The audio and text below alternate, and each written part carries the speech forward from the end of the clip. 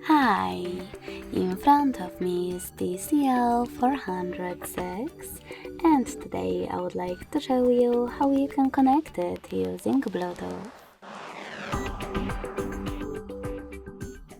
First of all, you need to open Devices Settings and click on Bluetooth section right away.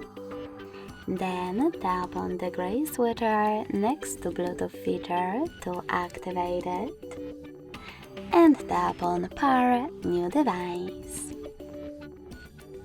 Now just wait for available devices to show, and when they do, tap on the one that you wish to connect to.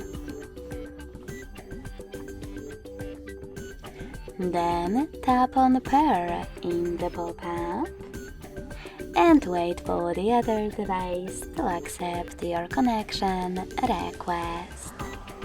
As you can see, after a couple of seconds, my devices were successfully connected. Thanks so much for watching. If you enjoyed this video, don't forget to leave a like, comment, and subscribe. Bye!